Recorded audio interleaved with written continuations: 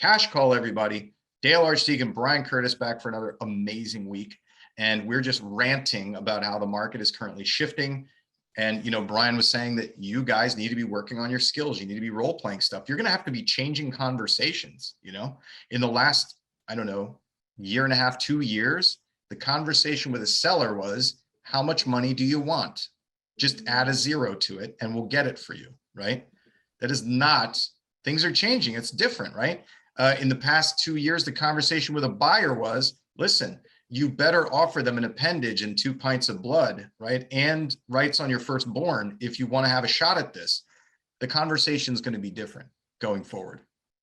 Yeah, and here's the thing. I love Eric put this in the end of the chat. The landscape has changed, and I'm just reading his thing. So should your approach. I can't say that better. And they followed it up with this: market data is key. Education, buyers and sellers is a must. I like this one too. The MLS agent is dead. What does that mean? It means that if your entire skill set was to search the MLS and email to that buyer and say, I'll meet you there at 3:00, you better learn this script. Would you like fries with it? Because that's not going to work anymore. And I can tell you, Dale, my personal brokerage and what we're doing right now is we are literally tracking every Tuesday. We've got 10 stats that we're tracking. And for fun, I did this today because I was listening to somebody talk about this. And this is a really interesting thing. If you guys are nerds like me and like to look at data and like to look at trends in average sales price starting in 2006 through at least 2015. And here's what I found out that was really interesting. Most people would have said that the market crash was 20, 30, 40% in price reduction. Wasn't even close in my market. So it was interesting. I did some math on it. If you bought a house at the absolute peak, which believe it or not was 2018 in my market. And the reason I think about that, if you think about why it's 2018, or excuse me, I'm going to start over, was 2008.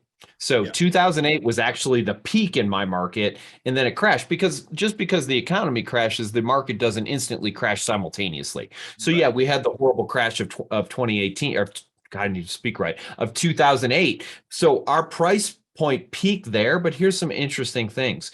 By 2014, assuming that you'd had a fixed rate mortgage at 6.5% and made your payment on time, you were back at break even. So, which is interesting. It took 5 years for people to get back to break even. And by the way, the next year you had equity, and so it was very interesting research to do. Why am I even bothering with all this data and boring half of you to death right now? The reason being, the same conversation is going to happen. Oh my God, it's going to be 2008. If you cannot convince somebody it's not going to be 2008, tell them exactly what happened in 2008. So do you plan on selling your house in the next 3 years? No. Well, great. Guess what? Even in 2008, when you bought a house, 4 or 5 years later, you were even. And guess what? You actually started to build equity pretty significantly after that, which makes more sense to you. So understanding market data and market trends right now is so unbelievably important. What's his name? Dave Ramsey put out a video this morning talking about this. And it's funny, I've been saying this for 3 weeks, not that I didn't steal it from somebody else, but the market is not decreasing. It is increasing slower. And by the way, that's the exact same thing that Dave said this morning. So take that for what it's worth and use that third-party validation, because Brian Curtis said it, nobody cares, but Dave Ramsey said it, people actually care. Yeah. But the point is that the market there are less sales happening. It's slowing down in terms of where it was. And so everybody here listening is here because you want to improve your conversational skills. You want to improve your ability to beat your competition. And when there are fewer sales, there is more competition for those sales. So I want to play a recording here, Brian. This one, this person stuck the intro, but we will hear where the missing pieces are, right? And so this is important. Like, even if you can get your intro right, you still end up with problems, and I want to play, we want to play this for people and have them understand why there's issues here. So let me share my screen. Here we go. Hello. Hi, Heather. This is Kaylee with MB&A Realty. I saw you registered and viewed some homes on our website, and I was wondering if you were looking to buy or if you were just window shopping. She stuck the intro, right?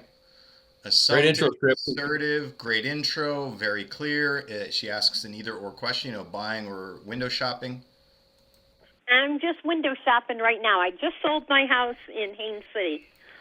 Window shopping for now. Okay. And we also teach that there's a couple questions that are safe go-tos when you hear window shopping. And she says she just sold her home in wherever it is.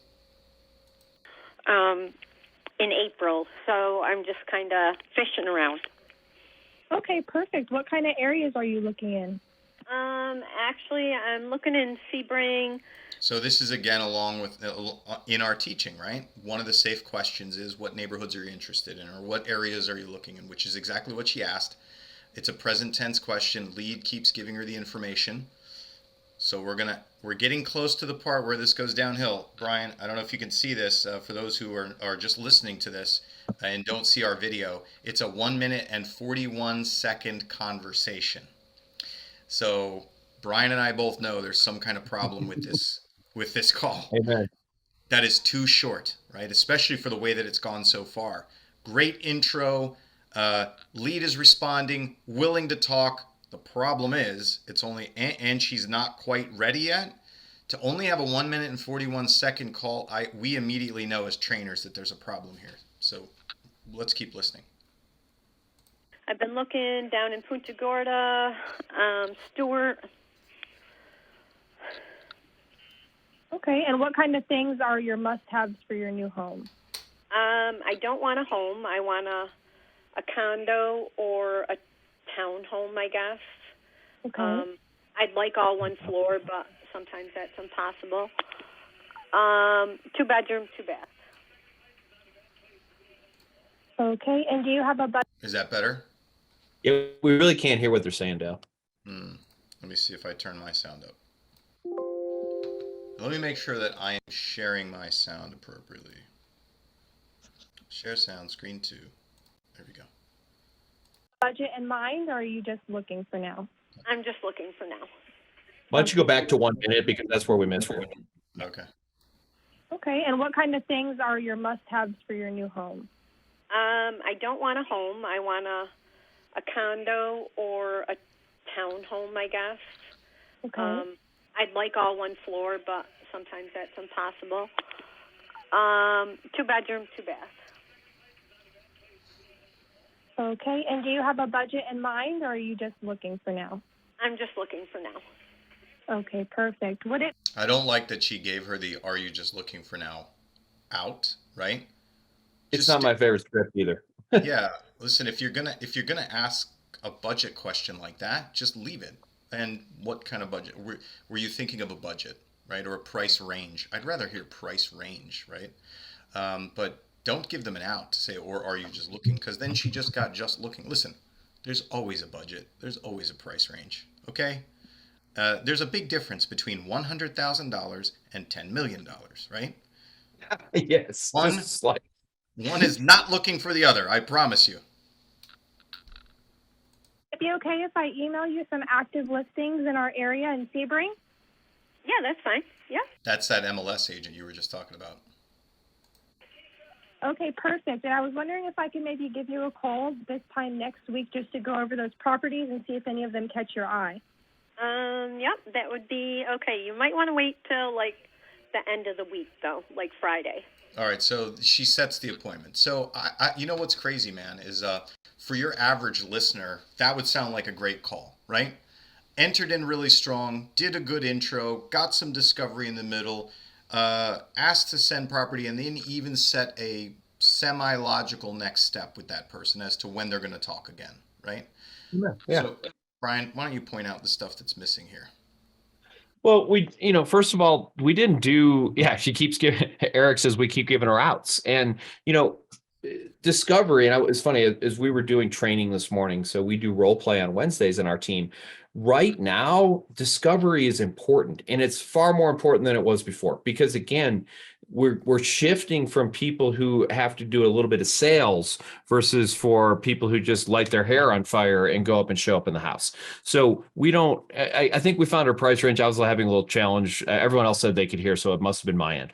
But ultimately, I didn't hear her build any rapport.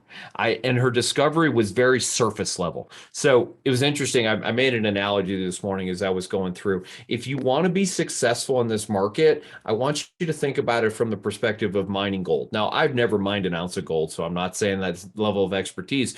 But what I'm saying is that I used to watch some of those things, and Eric says this, and I agree. It's dive deep. You got to dig a bigger hole. If you're just going to scrape the stuff on the surface, you're going to end up with a bunch of rocks.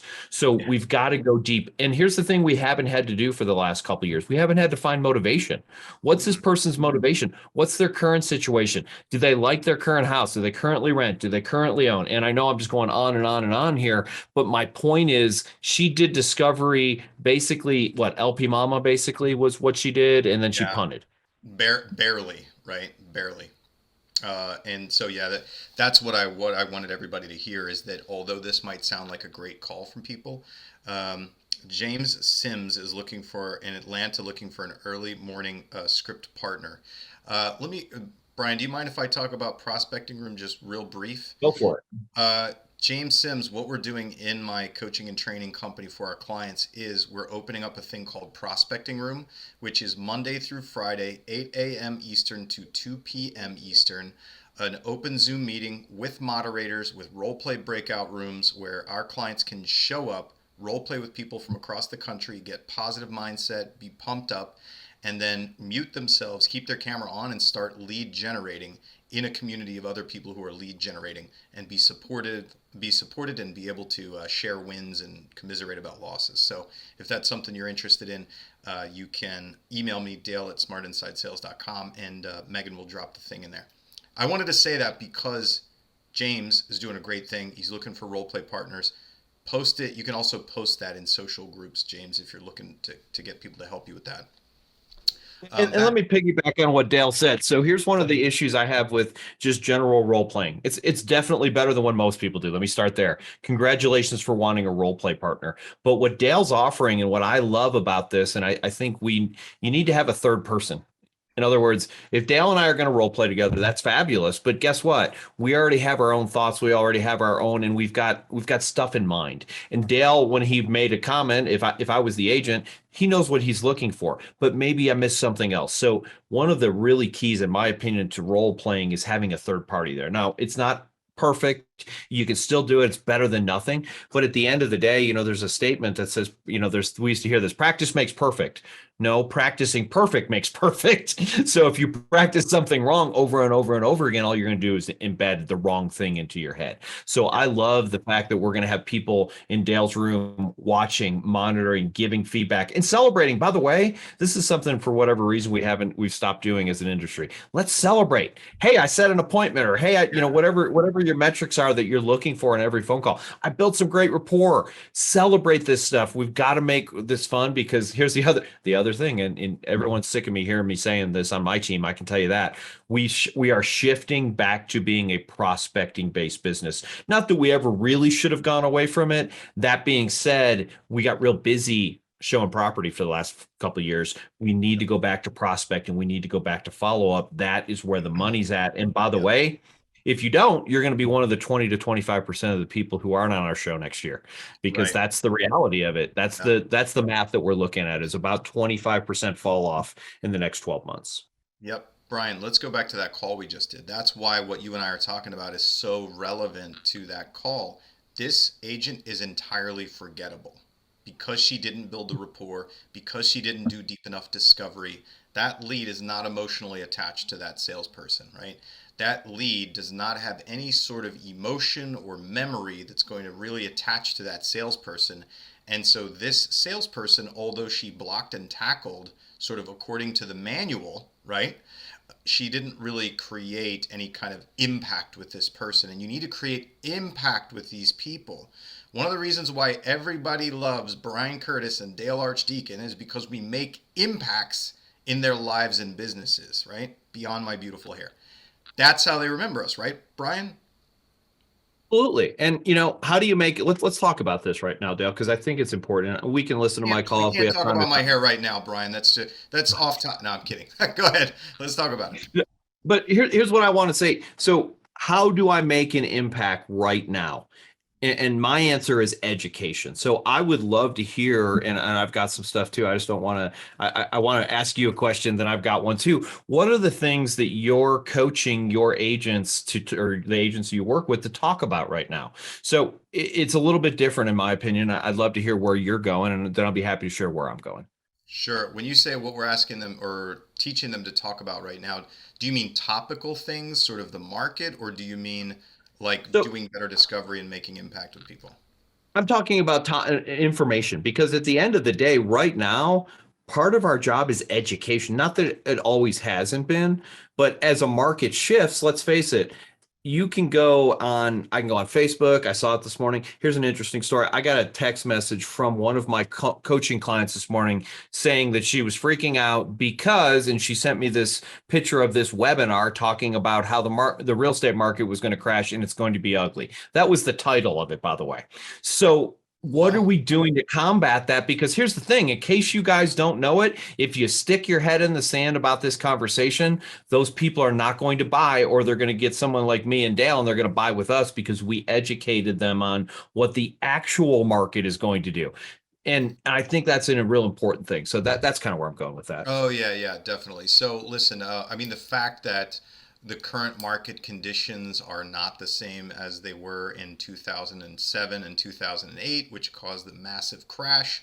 So, those are it's misconceptions that are in the marketplace. So you really have to educate your agents. Need to be educated on what the factors were that led to that and how the factors are currently different. Just because interest rates went up to a historically reasonable level, right? And it's put downward pressure on market demand and transactions doesn't mean that the market's crashing, right? These are just market forces. And one of the things, Brian, in my entire career and working with salespeople, is that if somebody needs to buy or sell a house, they need to buy or sell a house. And if you find the people who need to buy or sell houses, they're going to buy and sell houses, whether the interest rates are 2 or whether they're 12. It's still going to happen because they need it to happen. It's just that there'll be fewer of them doing it.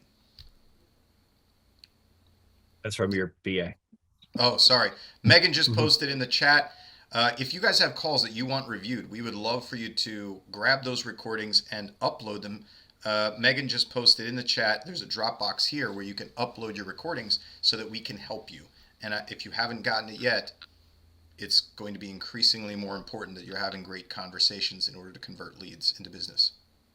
Yeah, and here's what I believe the number one objection is, Dale, right now. And, we might want to talk about this. We've got 5 minutes or so left. I think it makes more sense to plan another call. But the number one objection that my agents as a group are hearing is, I want to wait. Mm-hmm. And what do they want to wait for? Well, so again, people, I want to wait. I think, and then we're going to follow with different things. So part of it is some people, I just feel uncertain. I don't know what's going to happen. There's one objection. Another objection is, I'm waiting for the market to crash so I can go steal a house. Now they're not using that exact verbiage, but yeah.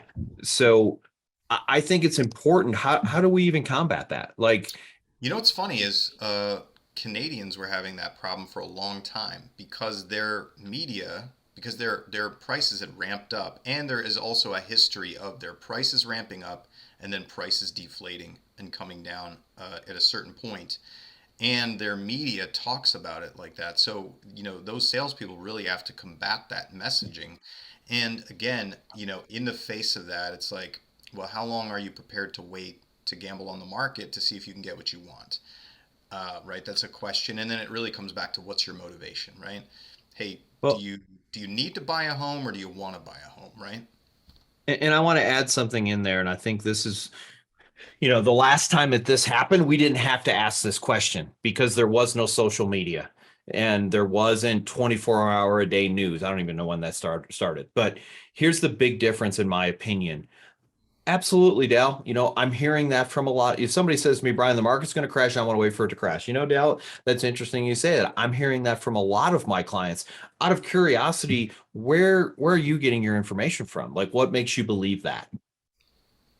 Yep. So that is so important because here's the thing. I saw it on Facebook. I watched it on CNN. I watched it on Fox. My brother-in-law is a genius. I need to know where they're getting their information from so that I can have a more intelligent conversation with them. So, I'll throw this number out there. And those of you who are KCM members, Keeping Current Matters, you can go and all this data is right there in KCM. And I pulled it up. According to them, and they're using third-party data, Fannie, Freddie, CoreLogic, things like this. We're looking at, sorry, people are making comments, making me laugh. Believe it or not, if you were to buy a house today in 2026, that house should be worth approximately 25% more than it's worth today. That's according to the experts. According to the experts. I love it. According to the experts. And by the way, I don't know, I said that, I would use that script. According to the experts, and again, I'm not including myself in that. I'm talking about Fannie, Freddie, Core. I mean, these people who study this stuff, NAR's part of there. So according to the experts, we're expecting appreciation of about 25% total in the next 5 years. With that in mind, are you willing to miss out on that? Well, tell me more about that. And then you can go through. But somebody said it's all about doing the math to overcome the objection. I agree. But step one is let's play with them. Let's walk with them. Let's agree with them. Yeah. I mean, there's some bad stuff happening out there right now. So we don't want to discount that. And here's the other thing. I saw somebody basically put this objection up on Lab Coats today. And every response at the time that I looked at, there was 53 responses and every one of them was anecdotal. Guys, if you want to be successful in this business, know your numbers. Language of real estate is numbers, whether you like that or not. And I don't care if you understand how the numbers were made. I don't need you to understand how you bake the cake. I just need you to serve the cake.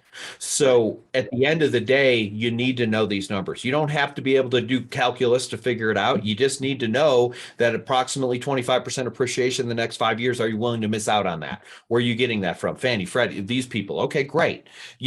And again, can I probably do some of that math? Yeah, I'm pretty nerdy, but at the end of the day, that's not important. I didn't even bother to do the math. All I did was look up the data so that I can have an intelligent conversation with my people. And if you're not doing that, someone else is going to do it. And I think I might have told this story last week. If it's redundant, I apologize. But we actually had an agent on our team use this one simple script. According to the experts, the market is not going to decrease. It's just going to increase slowly. And what happened with that person? He went from a renter to a buyer. That Nice. one script. There you go. That is hugely important, and that's why we're here on Cash Call. Look at that. Brian dropping script knowledge bombs that will get you another couple deals. I like to think so. Right? There we go. Brian, you can send all of these people the bill via email for that script that's going to make more money for them. Yeah. And again, I don't know where it's at. I got to find it. It's on my list of things to do. Dave Ramsey said the same thing. Am I a Dave Ramsey fan? No, don't particularly care for him. But let me say this. He's considered an expert. And I don't have anything bad to say about him. He's just not my guy. But if you put 100 people in a room and go, do you know who Dave Ramsey is? Though 99 of them will say yes. And 90 of them will say that they trust him. So again, don't trust Brian, don't trust Dale, because nobody knows who we are your clients don't know Dale Archdekin said this. Slow down there. I'm talking about the general public. The real estate world knows exactly who Dale Archdekin is. But, somebody in, Iowa who's looking to buy a house probably doesn't know who we are, but they know who Dave Ramsey is. Look for third-party validation. Right. Yeah, absolutely. Excellent. All right, everybody. I hope that you got some massive value from that. Brian's going to get us slapped with a lawsuit, but that's okay. It happens. All right, everybody. Thanks for joining us for Cash Call, and we'll see everybody next week. Thanks, everybody.